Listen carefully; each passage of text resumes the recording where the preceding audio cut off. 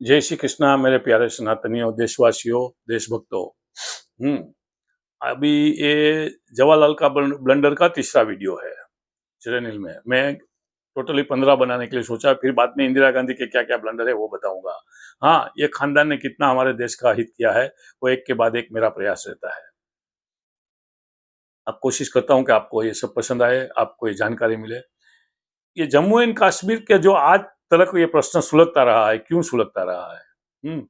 महाराजा हरि सिंह ने तो नक्की कर लिया था कि वो उनको भारत के साथ मिलना है, लेकिन ये भाई साहब को पर्सनल इंटरेस्ट था खुद का और उसको हरि सिंह मैंने सुना था जो मैंने सुना है वो गलत है, तो मैं आपसे माफी चाहता हूँ पहले से ही कि राजा हरि सिंह को ये ऐसे ही मिलने के लगे थे। राजा हरि सिंह तो राजा था, ये तो ऑर्डिनरी कांग्रेस का कार्यकर्ता था। राजा हरि सिंह ने उसको थप्पड़ मार दिया था जबरदस्ती, उसमें घुस गया था। तो उसका बदला लेने के लिए, राजा हरि सिंह को पाठ पढ़ाने के लिए उसने कश्मीर की जनता का और भारत का हित किया। और शेख अब्दुल्ला के साथ उसका क्या रिश्ता था भगवान जाने, लेकिन शेख अब्दुल्ला को हमेशा आगे करता रहा। तो जब भी कश्मीर के मर्जर की बात आई, हाँ, तो उसने जानबूझ के उसको डिले किया, नहीं किया, राइट। फिर सरदार पटेल ने और मेरे ख्याल से हमारे मिलिट्री के कोई ऑफिसर या चीफ आए थे, उसको बताया तो कश्मीर में लश्कर भेजा गया और कश्मीर को बचा लिया गया। जब पाकिस्तान का तो पहले से प्लान था कश्मीर के ऊपर कब्जा करने का, बराबर है। आज जब से हम आजाद हुए तब से कश्मीर का प्रॉब्लम सुलग रहा है। और कीमत कौन चुका रहे?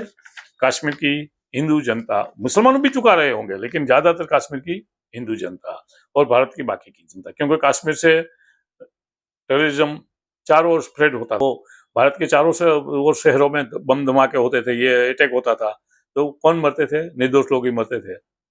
और 5 लाख कश्मीरी हिंदू को जो 90 में या 92 में निकाला गया, तो उसका पाप भी है जवाहरलाल के सर के ऊपर है, क्योंकि उसने ये कश्मीर का प्रॉब्लम सुलगता रखा।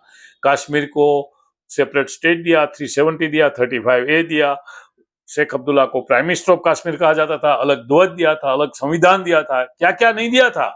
ये तो भला हो अमित भाई की बुद्धि, कुशाग्र बुद्धि को, चाणक्य बुद्धि को, मोदी साहब के गाइडेंस को, नेतृत्व को, लीडरशिप को, और सब लोग ने मिलके ये आर्टिकल 370 और 35A हटाया और कश्मीर को भारत के दूसरे राज्यों जैसा बनाया, बराबर है। तो ये जो कश्मीर का ब्लंडर है, और कश्मीर में हम पूरा ले लेते थे वापिस, ये भी मैं बताता हूँ। मिलिट्री वाले लोग बहुत बोलते हैं हमें, आर्मी वाले लोग बोलते हैं, लेकिन जब भी हमारी सेना जीत रही थी तो ये भाई साहब बड़े चाव से यूनो में चले गए कश्मीर का प्रश्न लेके। तो युद्ध विराम कर दिया गया सीधा। तो जिसके ऊपर पाकिस्तान का कब्जा रह गया, वो जो आजाद कश्मीर तो नहीं है, वो पाक ऑक्यूपाइड कश्मीर है। और गिलगित बाल्टिस्तान, जिधर मीठा पानी का इतना स्रोत है कि मत पूछो बात, और चाइना का भी उसमें बहुत इंटरेस्ट है। और अगर वो हमारे पास होता तो सेंट्रल एशिया में हम डायरेक्ट एक्सेस ले पाते थे। तो ये सब हमारे पास नहीं है आज की तारीख में, तो उसका भी दोष पाप जो भी है जवाहर के ऊपर है, ठीक है।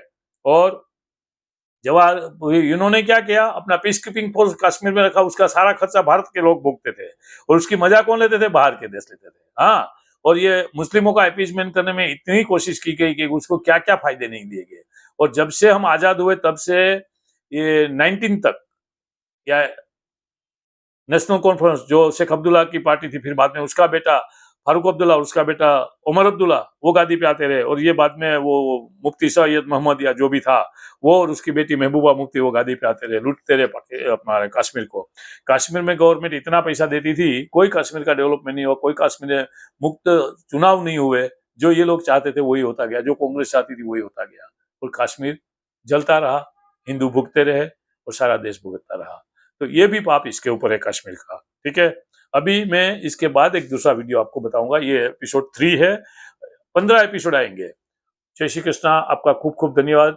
सनातन शक्ति चैनल को सब्सक्राइब करिए, दूसरे लोगों के साथ शेयर करिए, और मेरी त्रुटियां कमियां हैं मुझे कमेंट में बताइए, या मेरा नंबर भी उसमें रहता है, मुझे बताइए। आपका खूब खूब धन्यवाद।